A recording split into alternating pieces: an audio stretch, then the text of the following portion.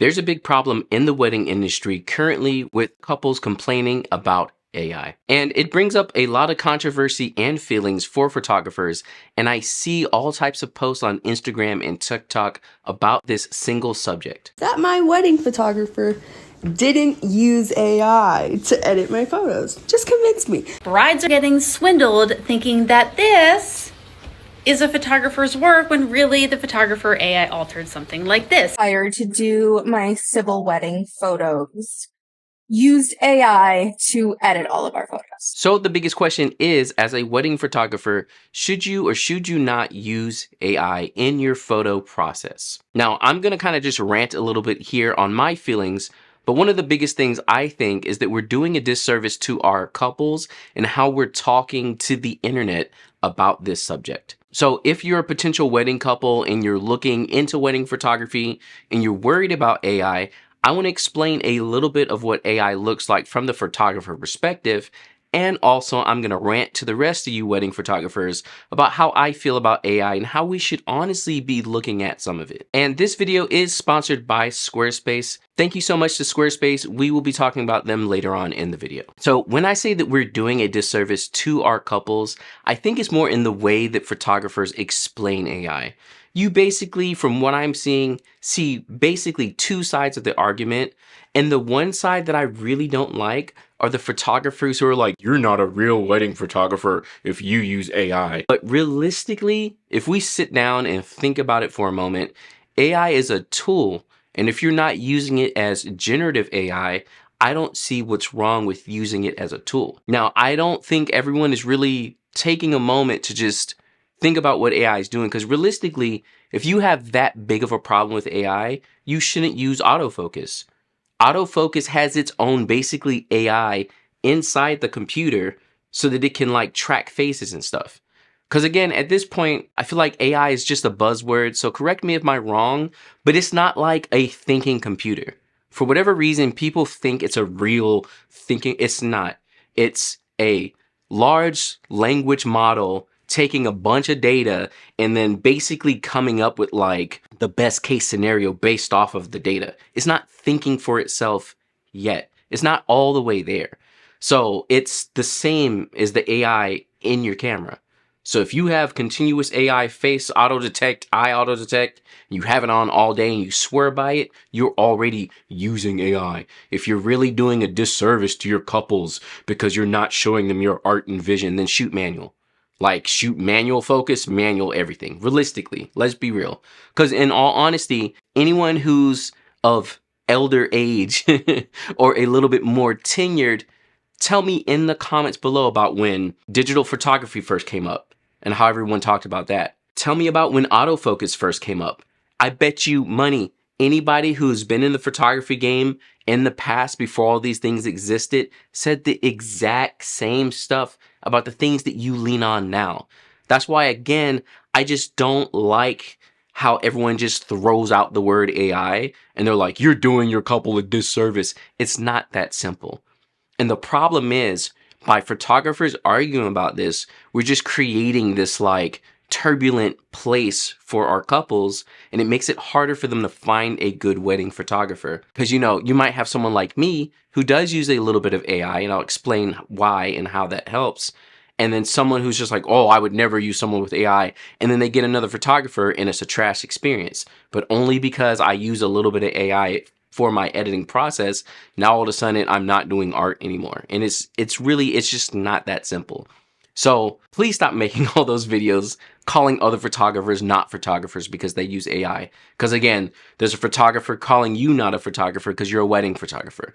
There's another photographer calling you not a wedding photographer because you like use AI autofocus, or you don't shoot in manual, you shoot in aperture priority, which is still the camera thinking for itself to figure it out. It's really no different than AI editing, realistically. And that's where I think we need to start actually really talking about the types of AI with our couples and how we're using them and what's kind of bad.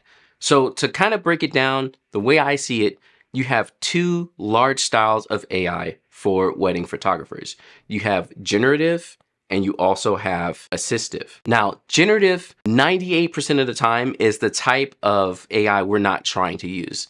That's people creating photos. That's people changing your faces. That's all the couples saying that like they added a smile and things. And I don't think that's right. We shouldn't be totally generating scenes, or even like photographers are reporting on. Supposedly some photographers are out here taking other people's photos or just photos they found online and then using those to generate their own photos for their own marketing. That is not what we want. That is untruthful to our couples, and it's just muddying up the whole wedding industry. It's the absolute worst, and there's a lot of it going on. I think the number one thing I hate about AI the most is the fact that people who are not artistically inclined can use it to just jump in and make something and then be like, oh yeah, look at this stuff, and then try and make money. It just makes it so much easier for anyone to pick up and try and make money, and it dulls out the art. So the generous stuff I'm not about. But again, I did say 98%. That other 2% you're using every day. So this is again, all the photographers who are saying that other photographers aren't real wedding photographers. If you're using any of like the Lightroom AI removal tools, you're using generative AI. When you're using these tools, it is generating some section based off of the rest of the photo. And while this is an issue, if you're like me and you've been shooting for like 12, 13 years, you'll know that like when I started, or even before I started, removing stuff from a photo took you like 30, 40 minutes, maybe an hour. It took forever. And it was a huge skill. This is why you have people who only do photo retouching and editing, because it was just that heavy of a skill. Whereas now, I can remove anything from a photo that just doesn't look good to me in the photo in a blink of an eye. I'm done with a photo in like 5 minutes. So again, being able to remove things that are a huge distraction in a photo in like 2 seconds is a huge help. And I don't see how that takes away from the art of photography. Now, as a caveat to that, however, and I talk about this in all my full wedding day videos, which I'll link a playlist of them up above. As a photographer, and I know we want to shoot candid and photojournalistic and just let things happen how they happen, but that's also going to lead you with like a messy background. So you do have to kind of like handhold the day just a little bit to get those photos looking nice. At the end of the day, you want to get as much in-camera correct as you can, and then not have as much post-production have to be done. And that's one of the biggest things here too. You shouldn't have to be using generative AI to remove stuff from your photos if you're already cleaning up the backgrounds, making sure you're composing in a way where there's not too much. Again, there will be stuff, we can't help it. As a wedding photographer, it's going to be there. But generative AI is what I don't like. Being able to make photos, or even look at all of these photos. Like, these were all generated. And honestly, this was like a year or so ago, so they're actually pretty bad. But the fact that I can just type in a prompt and come up with stuff like this is the worst.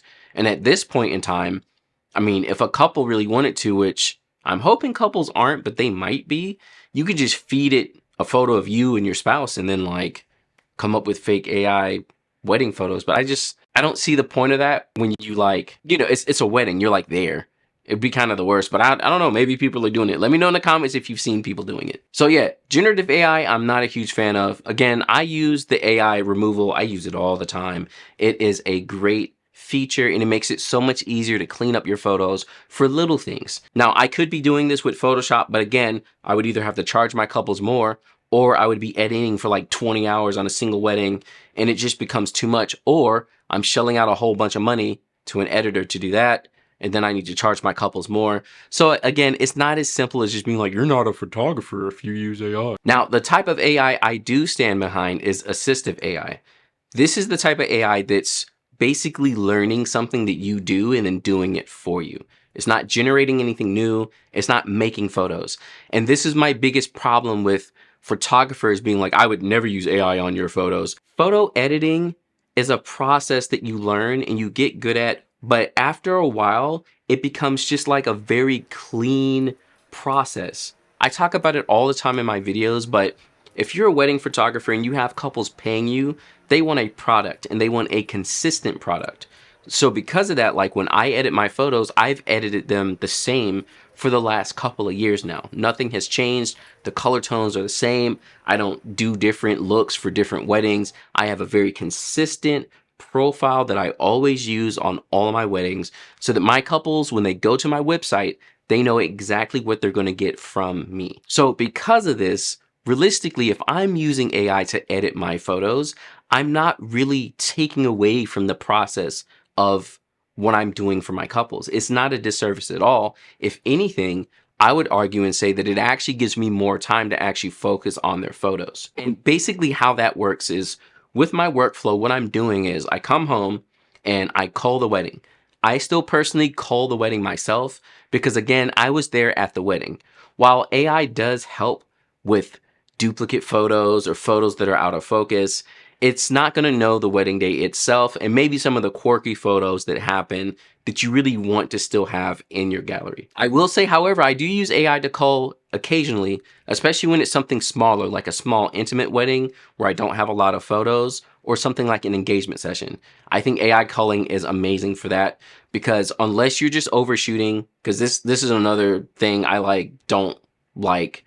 People will sit there and say, don't use AI to cull because you're doing a disservice, but then they'll shoot 9,000 photos for a 1 hour session. Like, realistically, you shouldn't even have that much to cull anyway, which is why the AI doing it is not a big problem, because if you're shooting with intention, there's only but so many shots. Like, you already know the photos. Like, you've culled it in your head while you're taking the photos. But again, I'm on my soapbox.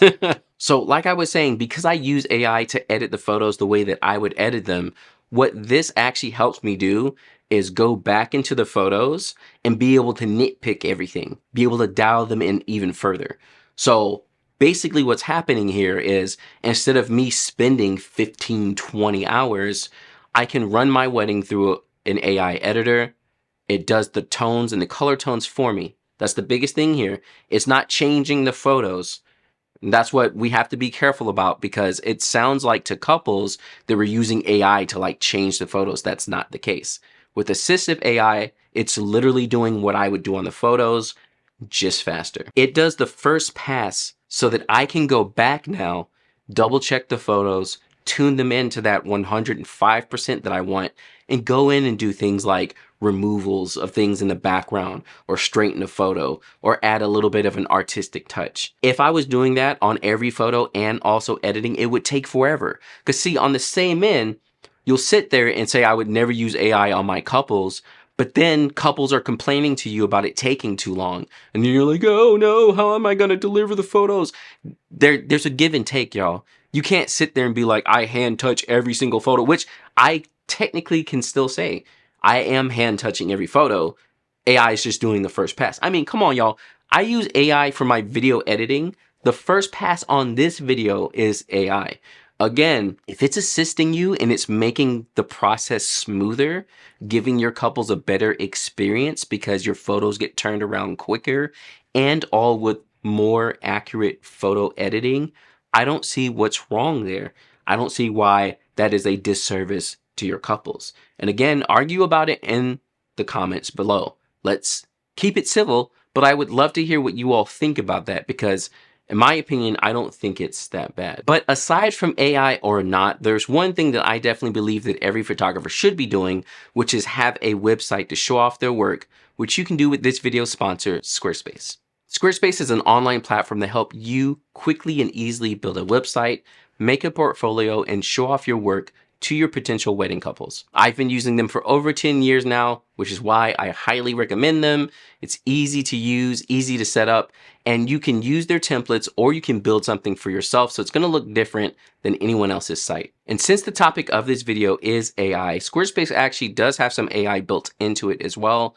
One tool I love will help you go through and look at your SEO and help you improve that so people can find you online easier. Outside of that tool, there's also things like Commerce for selling physical and digital products, member pages, analytics, email campaigns, and so much more.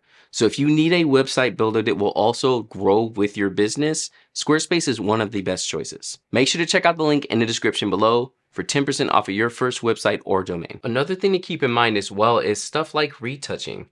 This takes forever. It takes a lot of time. And while I know people don't want to use AI, it makes the process so much quicker. And again, we're not changing people's faces. We're basically doing the same thing that we would be doing with Photoshop, which is why this subject's always very interesting to me, because couples in the past will sit there and be like, haha, can't you just Photoshop that out? And they'll be expecting it. And photographers, we would go through and we would remove stuff and photo retouch with Photoshop. But now all of a sudden that AI is doing the same thing that you would be doing, it's like, oh no, you're doing a disservice to your couples. Like, take a look at this photo here. This is a beautiful bride. The photo looks amazing, but in a single click, because I've set up my own preset, it retouches the photo for me. Now, if you saw this photo before the retouching, you would barely know anything that happened to it. Again, it's doing what we would do anyway, getting rid of some flyaways, touching up the face, cleaning up the skin a little bit. Nothing drastic. And again, you can dial in how much you want to do here. This was the before, and here's the after. Just cleaning up the photo, not changing her face or anything crazy like that. I also was able to add some extra grain to the photo, which is something I like to do. And in a blink of an eye, I can go through all of these photos. I can select them all and just go ahead and apply that preset, and it does the retouching for me. Now I can go back in and double check everything and fine tune it. You'll see here, it cleaned up her skin here on the back very quickly, very easily. And again, I could do that myself by hand, but it would just take a lot more time. These are the type of edits our couples are expecting from us anyway.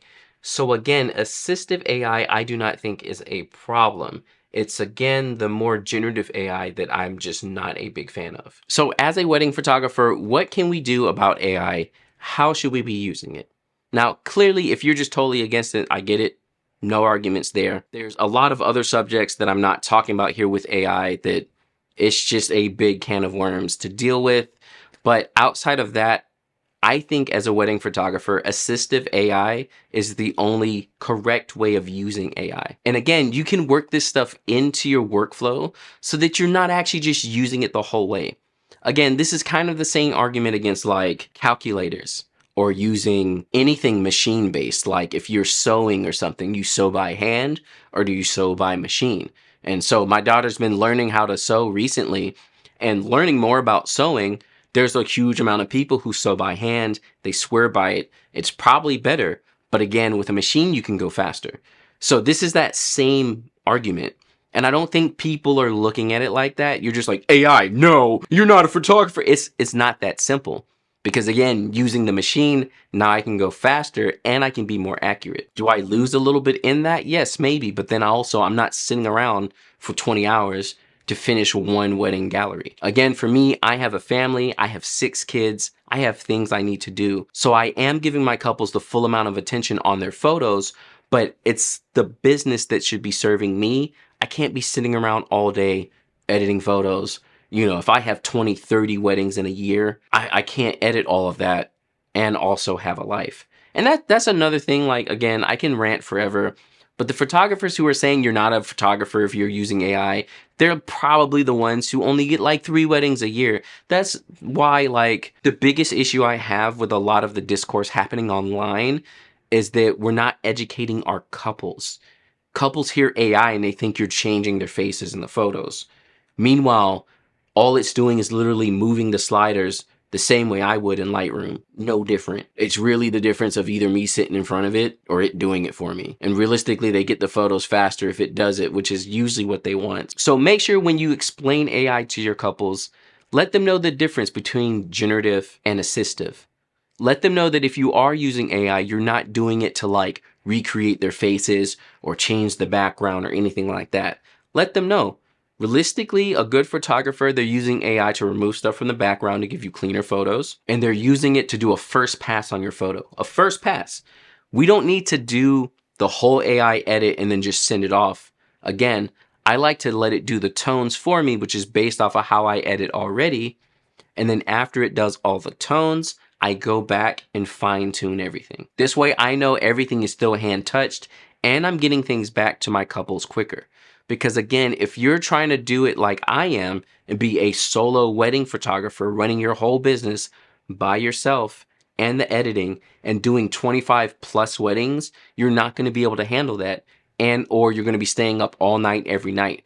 And again, if you have a family, if you have kids, you can't afford to be staying up all night and then have a normal day and then be gone every weekend.